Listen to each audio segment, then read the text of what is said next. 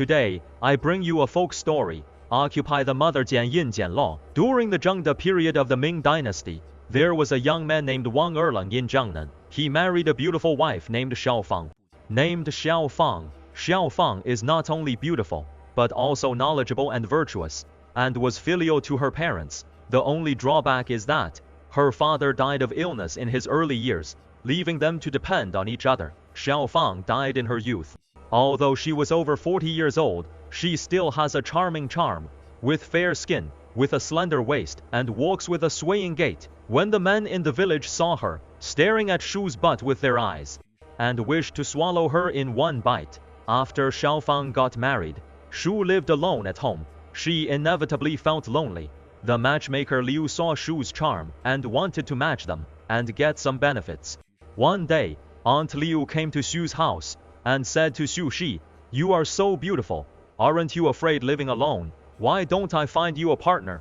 Shu listened and said shyly, "Auntie Liu, I'm already in my 40s. Is anyone still interested?" Aunt Liu patted Shu on the shoulder and said, "What you said is not right. As the saying goes, men are like flowers at 40, and women 40 are like tofu residue. But in my opinion, you are more beautiful than those 20 Jian old girls. Don't worry, I'll handle it." Shu Shi listened. She couldn't help but feel a little happy. She said, "Aunt Liu, please help me with this. After it is done, I'll treat you to a wedding drink." Aunt Liu heard it. Her eyes narrowed into a slit. She said, "Okay. Just wait for my good news." After Niu Shen left Shu's house, began to think about what kind of boss to find for Shu. After thinking about it, he thought the old man Li at the east of the village was the best.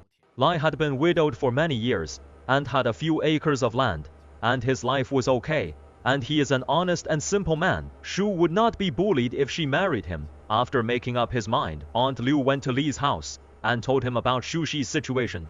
After hearing that, thought Shu Shi was a good person, and agreed to go on a blind date with Aunt Liu. On the day of the blind date, Aunt Liu dressed Shu up very well. Shu wore new clothes, and combed her shiny hair, and her face was powdered with rouge, and looked like a 20 Jian old girl. When Li saw her, his eyes were straight. He repeatedly said yes, good, good. After the blind date, Li asked Liu to propose to Shu. Shu thought Li was a decent Jian-looking man, and agreed to the marriage. After they got married, they lived a relatively harmonious life. Li loved his wife very much, and never let Shu do the housework. Shu thought she had found the right person this time. However, the good times didn't last long. One day half a year later, Li suddenly fell ill while working in the field, and fell to the ground. When the villagers found him, he was already dead. When Shu saw that Li was dead, she cried her heart out. When the villagers saw this, all advised her to think positively. When Shu cried enough, she began to worry about her future life. After Li died, the family lost its economic source. As a woman and can't do farm work, how could she live in the future?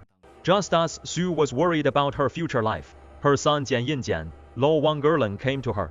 Wang Erlang said to Shu, "Mom, it is inconvenient for you to live alone at home. Why don't you move in with us?" Shu listened, was deeply touched. He said, "Erlang, I don't want to disturb your life." Wang Erlang said, "Mom, what are you talking about? You are Xiaofang's mother, and you are my mother. It is my duty to take care of you." Seeing that her son Jian Lo was so filial, Shu couldn't refuse anymore. She agreed to move in with them, live together. After Shu moved in, Wang Erlang and his wife treated her very well. They always gave Shu the best food first. Shu felt that she was really lucky this time. She found such a good son Jian Lo. However, as time went by, Shu found that her son Jian Lo Wang Erlang was a bit odd. Whenever Xiaofang was not at home, Wang Erlang's eyes always glanced at her intentionally or unintentionally. Although Shu felt a little uncomfortable, but she didn't think much of it. After all, Wang Erlang was her son Jian Lo. What else could he do to her? However, Shu didn't want this, but Wang Erlang didn't think so. One day, Xiaofang went back to her mother's house, but didn't come back at night. Seeing Xiaofang wasn't at home, he felt a thrill of joy. He went to Shu's room. He said to Shu Shi, "Mom, let me knead your shoulders." Shu was a little surprised. He said, "Erlang, Mom, my shoulders don't hurt." "No need." Wang Erlang said, "Mom, just let me knead it for you. I have good skills." Saying that, Wang Erlang began to knead Shu's shoulders without saying a word. While massaging, Wang Erlang's hands began to be dishonest. He began to touch her back randomly. Shu Shi felt itchy all over by Wang Erlang's touch. She said, "Erlang, what are you doing? Mother doesn't like this." Wang Erlang smiled and said, he said, "Mom, don't you like this? But I do." Then, Wang Erlang threw Shu on the bed and forced himself on her. Although Shu was 100 times unwilling, but she was no match for Wang Erlang's strength. She couldn't resist. Afterwards, Wang Erlang threatened Shu Shi that, "If you dare to tell Xiaofang about today, I will kick you out of the house." Shu felt scared when she heard this. She dared not tell her daughter what happened today. She could only swallow it with tears. Since that day, Wang Erlang would come to Shu's room frequently, and had sex with him, and have sex although Shu felt very wronged. But she dared not speak out. She could only endure it silently. One day Xiaofang came back from her parents' home. She saw her mother Shu's face was pale and listless. She asked, "What happened to you?" If she was not feeling well, Shu heard that. Tried to force a smile. She said, "Nothing. I'm just a little tired these days." Xiaofang listened. She said, "Mom, why don't you go back to your room and lie down?" Shu said, "Okay, I'll go back to the room and lie down." Saying that, Shu got up and went back to the room. Seeing her mother go back to the room and started to clean up the house. At night, Xiaofang saw that her mother hadn't come out to eat, so she went into the room to check. She saw her mother lying on the bed with a sallow complexion. She asked, "What is wrong with you? Why don't you eat?" Shu heard that, sighed in a weak voice, "I don't want to eat. I want to sleep." Xiaofang heard that. She felt confused. She felt that her mother must be hiding something from her. So she went to the kitchen. She said to her husband, Wang Erlang, "I think something is wrong with mom today." Wang Erlang heard that. His heart skipped a beat. He said, "What could happen to mom?" "Don't think too much," Xiaofang said. "No, I have to check on mom again." Then Xiaofang went into the room. She saw her mother with her eyes closed, with weak breathing. So he reached out and touched her forehead. This touch was not important. Xiaofang was scared and almost screamed. He found that his mother's forehead was burning hot. Seeing this, she quickly called her husband Wang Erlang. Seeing his mother Jian so sick, he was very scared. He said, "Xiaofang, please go and invite a doctor." Xiaofang said, "Okay, I'll go right away." Then Xiaofang went out to invite the doctor. Seeing Xiaofang leave, he secretly rejoiced. He was glad that he was smart. Otherwise today's incident would have been exposed. Soon Xiaofang invited the doctor. The doctor took Shu's pulse and looked at his tongue coating, saying that your mother's illness was caused by and overwork. I'll prescribe some medicine for her first. You go back and gen it for her to drink and let her have a good rest. Xiaofang listened, nodded repeatedly, saying okay. Then Xiaofang took the prescription to get the medicine. When Wang Erlang saw the doctor leave, he thought to himself, Shu's illness. He definitely couldn't have an affair with her anymore. If Xiaofang finds out, he would be doomed. No, he had to find a way to kick Shu out of the house. After making up his mind, Wang Erlang began to implement the plan. He deliberately put laxatives in Shu's medicine, which made Shu's condition worse and worse. Seeing that her mother's condition didn't improve, and was very anxious, he said, "Erlang, why is mother's condition getting worse?" "No, I have to invite another doctor." Wang Erlang listened. Wang Erlang said, "Xiaofang, don't worry. I'll go and invite a doctor." Xiaofang said, "Okay, then go quickly." Wang Erlang agreed, and went out. He came to the village entrance instead of going to invite a doctor, but instead found a remote place to hide. After a while, Xiaofang saw that her husband didn't return, and went out to look for him. He arrived at the village entrance, and saw her husband hiding in a corner smoking. She said, "Erlang, what are you doing here? Did you invite the doctor?" Wang Erlang saw Xiaofang coming, and said, "Xiaofang, the doctor is not at home. I'll ask him tomorrow." Xiaofang listened. She was very angry. He said, "Erlang, how could you do this? Mother is so sick, but you're not worried at all." Wang Erlang said, "Xiaofang, don't be angry.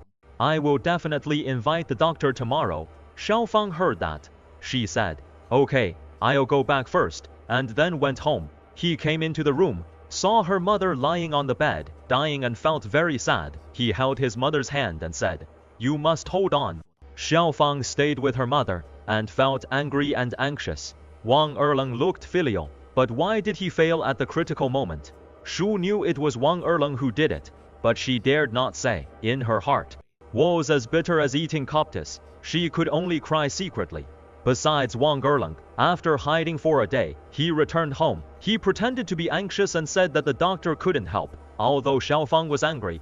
But she couldn't care less about arguing with him. She only cared about her mother's illness. At night, Shu felt that her time was up in a daze. She thought she couldn't die without a word to her daughter. She had to leave a message for her daughter.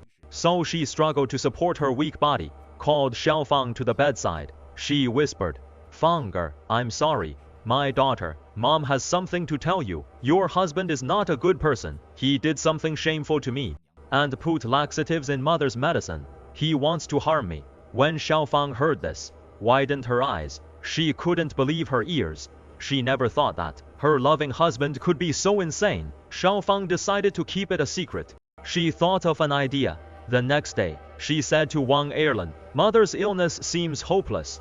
Even the village doctor can't help. I heard there is a miracle doctor in town. I want to invite him. It will take a few days. So I'll leave the house to you." When Wang Erlang heard that, he was overjoyed, thinking that Xiaofang was gone. He could continue to do whatever he wanted. So he agreed. Xiaofang left the house, didn't go to the town, but hid in the firewood pile behind the house. At night, Wang Erlang thought Xiaofang had gone far. He sneaked into Shu's room again. He said with a lecherous look, "Xiaofang is not here today. We can have fun again." Shu said angrily, "You bastard. Aren't you afraid of retribution?" Wang Erlang didn't think so. When he was about to start, Xiaofang suddenly rushed into the room. Shu shouted, "Wang Erlang, what have you done?" Good thing Wang Erlang was dumbfounded. He knelt down on the ground, begging Xiaofang for forgiveness. Xiaofang didn't buy it. She picked up a broom and chased after Wang Erlang. Wang Erlang was beaten and ran away. While running and shouting, "Please forgive me, I won't do it again," Xiaofang suddenly stopped chasing. He realized that such a villain couldn't stay at home. So she said to Wang Erlang, "You shameless scoundrel, our fate is over. Get out of this house and never come back." Wang Erlang still wanted to beg for mercy, but saw Xiaofang's firm eyes, knowing there was no hope, and left in disgrace. Seeing this scene, her heart finally felt relieved. She said to Xiaofang, "It is my fault that hurt you. I almost kept you in the dark." Xiaofang hugged her mother and said, "It is not your fault. It is all the bad guys' fault. Let's live a good life from now on." From then on, Xiaofang and her mother depend on each other.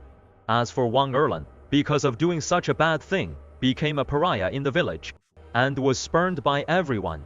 It is said that he later wanted to remarry, but no one was willing to marry their daughter to him. He could only sigh all day, and regretted his evil deeds. This is called evil will be rewarded.